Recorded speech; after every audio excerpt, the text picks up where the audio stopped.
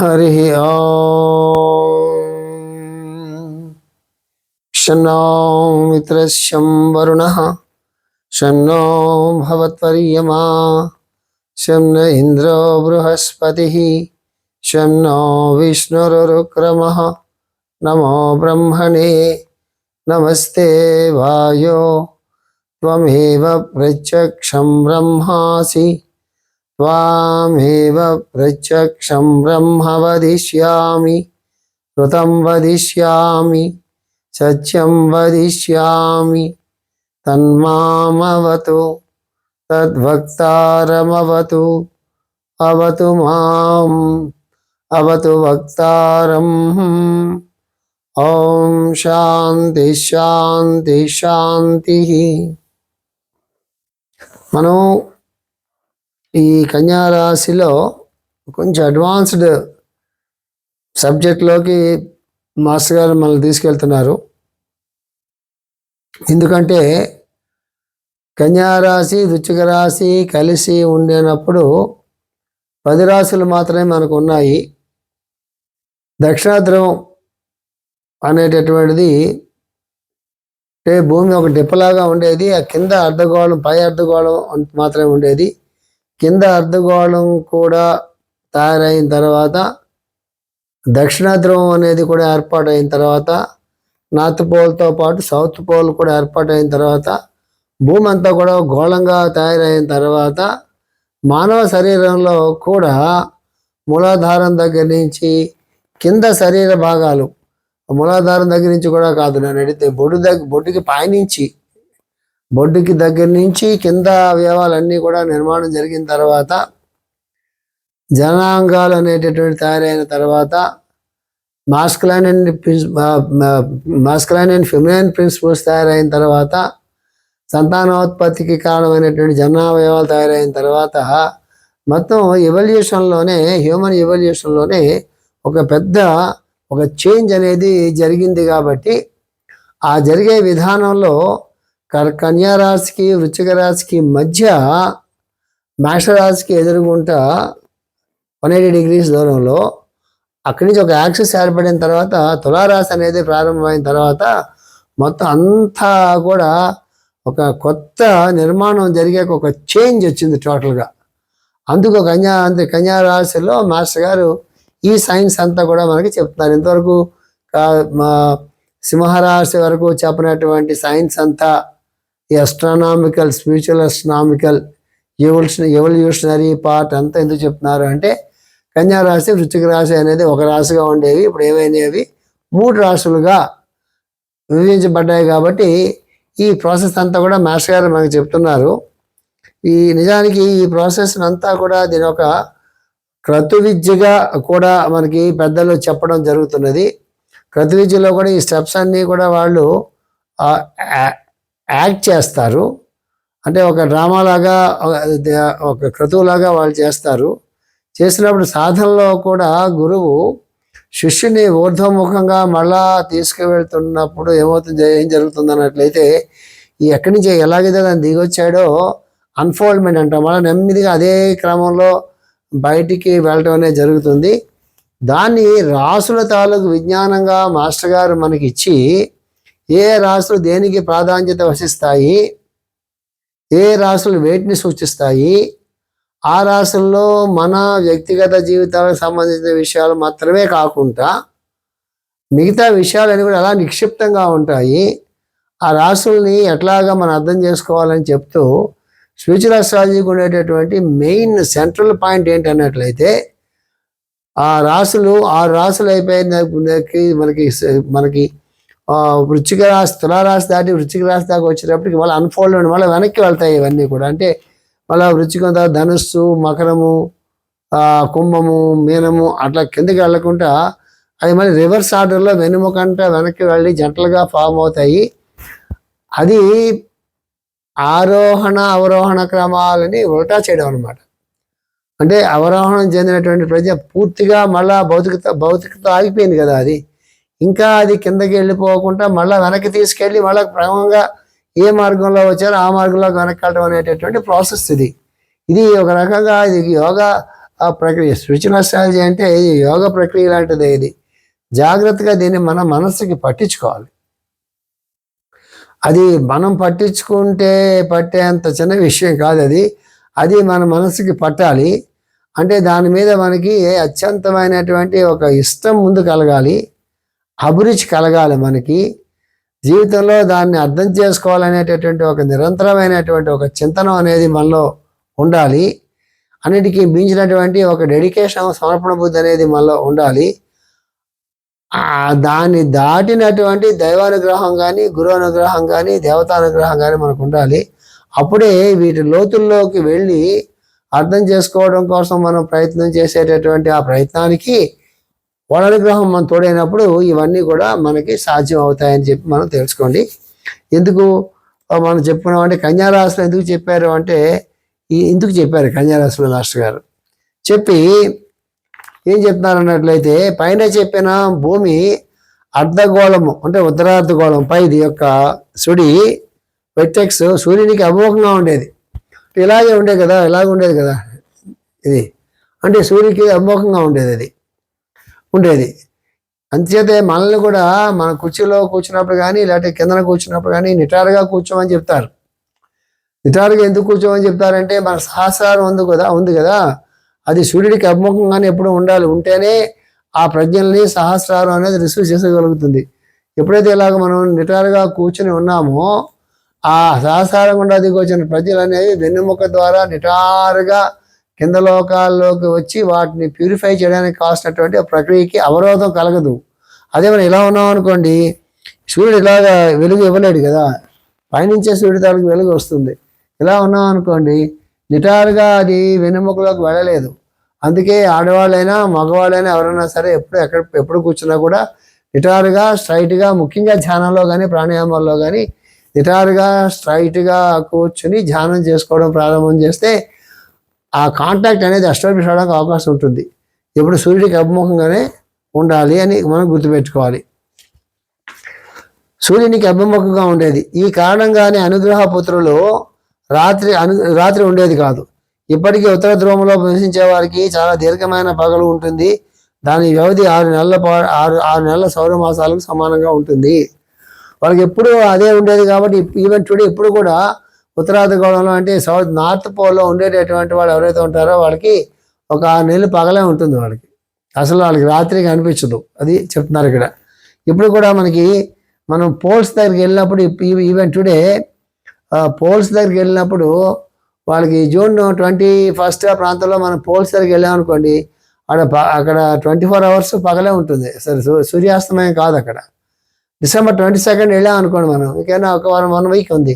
ఈ 1 వీక్లో Norway, Sweden లాంటి ప్రాంతాలకు వెళ్ళారనుకోండి, మీరు వెళ్తే ఏమవుతుంది, అక్కడ మీకు మొత్తం 24 అవర్స్ రాత్రే ఉంటుంది, పగలు ఉండదు.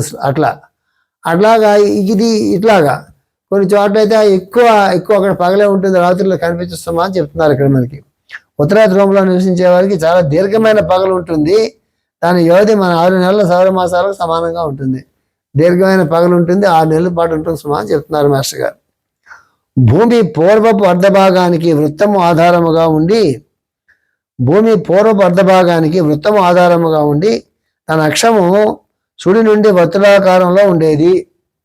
అది మొట్టమొదటి అర్ధభాగం అక్కడే ఉండేది కదా, అది ఇక వృత్తం ఆధారంగా ఉండి దాని యాక్సెస్ ఉంది కదా, అది వర్తులాకారంలో స్పైరల్గా ఉండే సుమా అని చెప్తున్నారు. స్పైరల్ అంటే ఇది కదా, అలా ఉండే సుమా అని చెప్తున్నారు. ఇది ఒకటి చుట్టూ 0 అనే సంఖ్యాశక్తిని ఇచ్చింది. ఇది ఏంటంటే 1 చుట్టూ 0 అనేటటువంటి ఒక సంఖ్య, అంటే 10 అనే శక్తిని ఇది ఇచ్చిందట. ఇది ఎందుకు 1 ఇచ్చింది అనేటటువంటిది ఎక్కడో వాళ్ళ మాస్టర్ మనం చెప్తారు. అంతవరకు మాత్రం మనసులో పెట్టుకోండి. ఇవన్నీ క్వశ్చన్ మార్కులుగా పక్కన రాసుకోండి, ఓకేనా. అందువల్ల భూమి యొక్క సంఖ్యాశక్తి 10, దాని చుట్టూ ఉన్న రాశిచక్రమ సంఖ్యాశక్తి కూడా 10. ఎప్పుడు 10? అప్పుడు 10, ఇప్పుడు కాదు. అంటే కింద అర్ధగోళం తయారైన తర్వాత కదా కన్యా వృశ్చికాలు విడిపోకముందు సంగతి చెప్తున్నారు కదా ఇక్కడ మాస్టర్ గారు. అందుకే అప్పుడు ఎన్ని రాశులు ఉన్నాయి చక్రంలో? 10 ఉన్నాయి. మొదట్లో 10 రాశులు మాత్రమే ఉండేవి. మొదటిగా సాంద్రత అంటే గ్రాస్ అనమాట. సనాతనమైన భాగము కన్యా వృశ్చిక రాశితో న్యాసమును పొందినది. ఇది అంటే మొట్టమొదటి ఏదైతే డెన్స్ అంటే భౌతిక పదార్థం అనేది ఏదైతే నెమ్మదిగా దిగిందో కిందకి, అది దేనితో న్యాసం చెంది ఉండేదని చెప్తున్నారు మాస్టర్ గారు. మొదటిగా సాంద్రతరమైన భాగము కన్యా వృశ్చిక రాశితో న్యాసమును పొందినది. భౌతిక కక్షలో భూమి పూర్తిగా ఏర్పడ్డాక ఈ 4వ భాగము 3 ప్రాంతాలుగా విభజించబడింది. కొత్తగా ఏర్పడిన భూమధ్యరేఖ చుట్టూ 12 రాశులు ఉద్భవించాయి. ఇది ఈ భౌతిక కక్షలోకి భూమి అంతా కూడా పూర్తిగా వచ్చేసిన తర్వాత ఏమైందంటే ఆ మిగతా 4వ భాగం కూడా పూర్తి అయిపోయి ఏమైందంటే అది 3 భాగాలుగా విభజించబడి కొత్తగా ఏర్పడిన భూమధ్యరేఖ చుట్టూ 12 రాశులు ఉద్భవించినాయి. ఆ 10 ఆ 9 10 ఏవైతే ఉన్నాయో అవి 12గా ఏర్పడి పూర్తిగా అది ఒక గోళలాగా ఏర్పడే సుమా అని చెప్పి 12 రాశులు అట్లా పుట్టే సుమా అని చెప్పి మాస్టర్ గారు ఇక్కడ చెప్తున్నారు. చెప్పిన తర్వాత కన్యా రాశి నుండి వృశ్చిక రాశి వరకు 90 భాగాలు డిగ్రీలు. కన్యా రాశి నుండి వృశ్చిక రాశి 4 కన్యా 30, తుల 30, వృశ్చిక 30, 90 కదా. కన్యా రాశి నుండి వృశ్చిక రాశి వరకు 90 భాగాలు నాభి మరియు ఊరువుల మధ్య భాగములను పాలిస్తుంది. ఇది బొడ్డుకి ఊరువులు అంటే తొడలు ఈ మధ్య భాగాన్ని పాలిస్తుందటండి. ఏదేది కన్యా రాశి నుండి వృశ్చిక రాశి వరకు 90 భాగాలు. ప్రస్తుత స్త్రీ పురుషుల భౌతిక శరీరంలో అనుగుణంగా ఉన్న ప్రాంతంలో నాభి నుండి తొడల వరకు లోపలి కణజాలాలన్నీ వారికి 7 సంవత్సరాల వయసు వచ్చే వరకు ఒకే విధంగా పనిచేస్తాయి. అంటే 7 సంవత్సరాల వయసు వచ్చేంత వరకు ఏదైతే నాభిని తొడల వరకు ఉన్నటువంటి ఇన్నర్ టిష్యూస్ ఏవైతే ఉంటాయో కణజాలం ఏదైతే ఉంటుందో 7 సంవత్సరాలు వచ్చే వరకు ఒకే విధంగా పనిచేస్తాయంట. అందుకే 7 years వచ్చేంత వరకు అవి ఒకే రకంగా పనిచేస్తాయి. 7 years తర్వాత మళ్ళా 14వ సంవత్సరం వచ్చేంత వరకు నెక్స్ట్ లెవెల్లో వాటి ఫంక్షన్స్ మొదలవుతాయి. కాబట్టి ఏ కమ్యూనిటీస్లో ఉపనయన సంస్కారం అనేది జరుగుతుందో వాళ్ళు అష్టమ గర్భంలో అంటారు. అంటే ఏంటి, 7 సంవత్సరాలు బయట ఉంటే 1 సంవత్సరం పొట్టలో ఉంటాడు కదా. సో 7వ సంవత్సరం వచ్చేటప్పటికి అష్టమ గర్భం అంటారు. 7వ సంవత్సరం వచ్చేటప్పటికల్లా వాళ్ళకి ఉపనయనాలు చేస్తారు. అష్టమ గర్భం కాదు, ఏదో వాడు ఉంది, నేను తప్పు వాడేనేమో నాకు గుర్తు రావట్లేదు. అంటే గర్భంలో ఉన్నటువంటి సంవత్సరం కూడా కలుపుకుంటే అంటారు దాన్ని అష్టమ గర్భం. అంటే శ్రీకృష్ణుడికి వెళ్ళిపోతుంది. వాడు ఏదో గుర్తు రావట్లేదు. అప్పుడు ఉపనయనం చేస్తారు. అంటే ఎందుకు ఉపనయనం చేస్తారు, ఎప్పుడు అక్కడే గాయత్రి ఎందుకు ఉపదేశం చేస్తారంటే ఆ చిన్నతనం అనేటటువంటి 7 సంవత్సరాల నుంచి 7 సంవత్సరాలు దాటిపోయిన తర్వాత మారిపోయి 14th year వచ్చేటప్పటికి ఆయా శరీర అవయవాల్లో కొంత ఉత్తేజం కలగటం కానీ కొంత మార్పులు చోటు చేసుకోవటం కానీ అట్లాగే మానసికమైన లోకాల్లో మనస్సులో కానీ భావాల్లో కానీ కొన్ని చేంజెస్ వస్తాయి 7th to 14th year. అందుకే గుర్తుపెట్టుకోండి 7వ సంవత్సరం లోపల మా శ్లోకాలు లాంటివి కానీ లేకపోతే మంచి మంచి నీతి కథలు లాంటివి కానీ లేకపోతే చాలా పురాణాల్లో వాటిలో ఉండేటటువంటి మంచి విషయాలు కానీ మహాత్ముల గురించి జీవితంలో ఉండే కొన్ని మంచి విషయాలు కానీ లేదా ముఖ్యంగా సంస్కృతంలో ఉండే శ్లోకాలు నేర్పించడం కానీ చాలా ముఖ్యంగా అవన్నీ ఆ ఏజ్లో 7th year లోపున ఆ శ్లోకాలు లాంటివి నేర్పించిన తర్వాత అప్పుడు 7th to 14th year ఏం చేస్తారంటే ఏదైతే వీళ్ళతో చెప్పించారో అప్పుడు గాయత్రి ఉపదేశం చేసిన తర్వాత చేసినా చేయకపోయినా సరే అప్పటి నుంచి వేదాధ్యయనం అవి చేస్తారు. వేదాధ్యయనం అవి చేయించకపోయినప్పటికి కూడా 7th to 14th year మనస్సు అర్థం చేసుకునే అంటే మనస్సు అంటే ఒక మొగ్గ ఇప్పుడు గుర్తొస్తుంది. అష్టమ గర్భం కాదు, గర్భాష్టమం. అది వర్డ్. అది గర్భాష్టమం అంటే అర్థం ఏంటంటే గర్భంలో 1 సంవత్సరం అయిపోతుంది, 7 సంవత్సరాలు బయట అయిపోతుంది కాబట్టి గర్భాష్టమ అని అంటారు దాన్ని. అది ఇప్పుడు కరెక్ట్ గుర్తుకొచ్చింది వర్డ్ ఇది. సో ఇప్పుడు మనం ఏం చెప్పుకుంటున్నాం అన్నట్లయితే 7th to 14th year అంటే ఆల్మోస్ట్ వాళ్ళు 9th క్లాస్కి వస్తారు. అప్పటికి వాళ్ళకి సరైన విధానంలో ట్రైనప్ చేయాలి. 14th year లోపల ఏదైతే మనం వాళ్ళ బుర్రలో వేస్తామో అదే వాళ్ళకి నిలబడుతుంది మనసులో. అదే వాళ్ళకి ఎన్ని సంవత్సరాల గుర్తుండిపోతుంది. అందుకే మన టీచింగ్స్లో వాటిలో కాన్సెప్ట్స్ అన్నీ కూడా బలంగా వేయండి. ఎందుకంటామంటే ఆ చిన్న 14th ఇయర్ లోపల ఏదైతే వాళ్ళ మనసులో బలంగా మనం నాటుతామో అవి జన్మంతా కూడా వాళ్ళు మర్చిపోరు.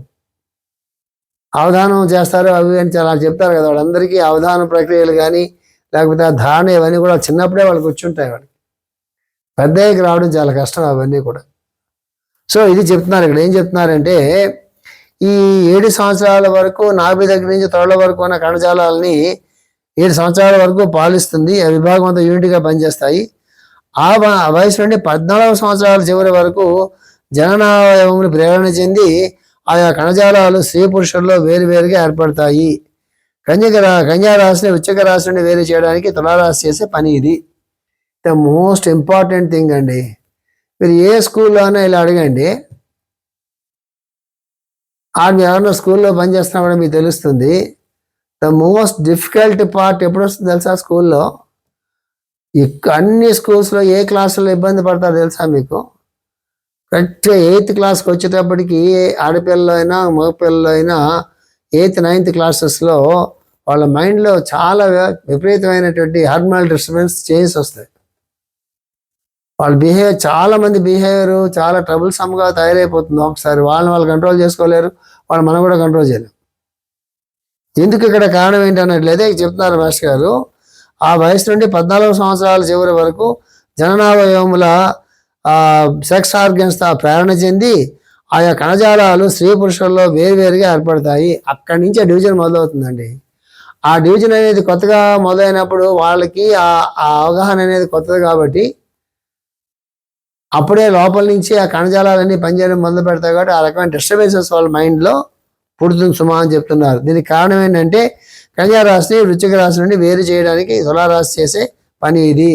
అది పై లోకాల్లో జరుగుతుంది. అది దానికి ఆ డిస్టర్బెన్స్ అంతా వీళ్ళు అంటే అవే ఇక్కడ కూడా ఉన్నాయి కాబట్టి వీళ్ళు జరుగుతుంటాయి. కన్యా రాశి నుంచి వృశ్చిక రాశి నుంచి తులారాశి ఏం చేస్తుంది? 2 రాశుల్ని విడగొట్టింది. విడగొట్టేప్పటికల్లా ఆర్గన్స్ అనేవి కొత్త ఆర్గన్స్ అనేవి లేనివి కొత్త ఆర్గన్స్ తయారైనవి. కొత్త ఆర్గన్స్ 7 years అయిన తర్వాత 14th year లోపల అవి పనిచేయడం మొదలు పెట్టినప్పటి నుంచి డిస్టర్బెన్స్ అంతా కూడా వస్తుందన్నమాట. ఈ విజ్ఞాన విభాగానికి చెందిన 7 తాళపు చివరిలో ఇది ఒకటి మాత్రమే. ఇది మొత్తం పెద్ద సైన్స్ అటండి. ఇది ఆ మొత్తం సైన్స్లో ఆ బ్రాంచ్లో ఇప్పుడు మనం చెప్పుకున్నటువంటిది ఏదైతే ఉందో ఒక భాగం మాత్రమే అని చెప్తున్నారు మాస్టర్ గారు. ఈ ఖగోళ జ్యోతిష్య జీవ సంబంధమైన దృగ్విషయాలు గొప్ప రహస్యాలు ప్రాచీన పరమ గుహ్యమైన అంటే పరమ అతి రహస్యంగా అనమాట గుహ్యమైన జ్ఞానంలోని ఒక భాగము ఇది. ఈ తులారాశి విడిపోవడం, వృశ్చిక రాశి కన్యా రాశి విడిపోవటము, 7th to 14th year మధ్య ఈ విభాగాలన్నీ కూడా ఏర్పడటము, ఇవన్నీ కూడా ఇది ఖగోళంలో జరుగుతుంది, జ్యోతిష్యంలో జరుగుతుంది. జీవ సంబంధమైన అంటే ఏంటి బయలాజికల్ కింగ్డమ్లో కూడా జరుగుతుంది. కాబట్టి ఇవన్నీ కూడా చాలా గొప్ప రహస్యాలు సమావి, చాలా ప్రాచీనమైనవి, గుహ్యమైన అంటే పైకి ఇంకా బయటపడినట్టు సమాన్ని ఇక్కడ మాస్టర్ గారు ఇక్కడ చెబుతున్నారు. ఈ విజ్ఞానము హిమాలయాల్లోనూ ఉత్తర ధ్రువ ప్రాంతంలోనూ భూమి యొక్క 5 ఇతర అయస్కాంతిక కేంద్రాల వద్ద నివసించే యోగులకు మాత్రమే తెలుసు. ఈ విజ్ఞానం అంతా ఎవరికి తెలుస్తుందంటే హిమాలయాల్లో ఉండే వాళ్ళకి తెలుస్తుంది. నార్త్ పోల్ దగ్గర ఉన్నటువంటి వాళ్ళకి తెలుస్తుంది. నార్త్ పోల్ దగ్గర ఉన్నటువంటి వాళ్ళంటే అక్కడ ఉన్నటువంటి పక్క ఊర్లో వాళ్ళు తెలుస్తున్న అర్థం కాదు. నార్త్ పోల్ ఉత్తర ధ్రువం తాలూకు ప్రజ్ఞ అనేది మేల్కొన్నటువంటి వాళ్ళు తెలుస్తుందని మనం అర్థం చేసుకోవాలి. ఉత్తర ధ్రువంలో ఎక్కడో ఆశ్రమాలు ఏమి ఉన్నాయేమో అక్కడికి వెళ్దాం మనం షిప్ వేసుకుని అంటే కుదరదు అక్కడ. అంటే ఉత్తర ధ్రువ ప్రాంతంలో వాళ్ళకంటే ఉత్తర ధ్రువ ప్రాంతంలో ఎవరైనా ఆ ప్రాంతాల్లో మహాత్ములు ఎవరైనా ఉంటే ఉండొచ్చు, అది వేరే విషయం. కానీ మనలో కూడా నార్త్ పోల్ తాలూకు ప్రజ్ఞ అనేది మనలో వికసించినప్పుడు తెలుస్తుంది. ఇది కొంచెం యోగపరంగా ఆలోచిస్తే ఎవరైతే భూమధ్యంలో ధ్యానం చేసుకుంటూ ఉంటారో, అదే ఉత్తరధ్రువం అంటే పైపాటు కదా, ఉత్తరధ్రువం అంటే పైపాటు కాబట్టి భూమధ్యం తాలూకు ధ్యానం గురువు ద్వారా ఉపదేశం పొంది ఆ ధ్యానాన్ని భూమధ్య ధ్యానం కానీ, సహస్రారం దగ్గర ధ్యానం కానీ, ఈ కొంచెం కిందకు వస్తే విశుద్ధి దగ్గర ధ్యానం కానీ, ముఖ్యంగా ఆ భూమధ్యం ద్వారా ఎవరైతే ధ్యానం చేసుకుంటారో వాళ్ళకి ఉత్తర ధ్రువానికి సంబంధించినటువంటి ఉత్తరాది గోళానికి సంబంధించినటువంటి ఊర్ధ్వ ప్రజలకు సంబంధించినటువంటి విషయాలు అర్థం కావడానికి అవకాశం ఉంటుందని కూడా మనం అర్థం చేసుకోవాలి. ఉత్తర ధ్రువ ప్రాంతంలోనూ భూమి యొక్క 5 ఇతర అయస్కాంత కేంద్రాల వద్ద నివసించే యోగులకు మాత్రమే తెలుసు. ఈ భూమి మీద 5 అయస్కాంత కేంద్రాలు ఉన్నాయటండి. 5 అయస్కాంత కేంద్రాల వద్ద ఎవరైతే ఉంటారో, యోగులు ఎవరైతే ఉంటారో వాళ్ళకు మాత్రమే తెలుస్తుంది. మొట్టమొదటిగా వారి సందేశవాహక మెసెంజర్ అయిన మేడం బ్లవాట్స్కీ ద్వారా ఇది వెల్లడి చేయబడింది. ఆమె ఈ విషయానికి సంబంధించి కొన్ని సూచనలు మాత్రమే ఇచ్చి మిగతావి సాధకుల అంతర్దృష్టికి వదిలేశారు. దీనికి కారణం ఇంతకు మించి బహిర్గతం చేయడానికి ఆమెకు అనుమతి లేకపోవడమే. ఇప్పటికీ దీని పూర్తి ప్రాముఖ్యతను సంపూర్ణంగా వెల్లడి చేయడానికి సమయం రాలేదు. ఈ కొంచెమన్నా కూడా మేడం బ్లవాట్స్కీ అనేటటువంటి వారి శిష్యురాల ద్వారా పరమ గురువులు అయినటువంటి వాళ్ళు భూగోళానికి అందించారు. ఆమె కూడా కొంతవరకే అందించగలిగింది. మిగతాది తెలియవలసింది చాలా ఉంది సుమా అని చెప్పి ఇప్పటికి కూడా కొంతవరకు మాత్రమే ఈ జ్ఞానాన్ని అందించారు సుమా అని ఇక్కడ మాస్టర్ గారు చెప్తున్నారు. మిగతాది వచ్చేవారు చెప్పుకుందాం. స్వస్తి ప్రజాభ్య పరిపాలయంతాం న్యాయేన మార్గేణ మహీషాః గోబ్రాహ్మణేభ్యః సోమస్తు నిత్యం లోకాః సమస్తాః సుఖినో భవంతు. ఓం శాంతి శాంతి శాంతి.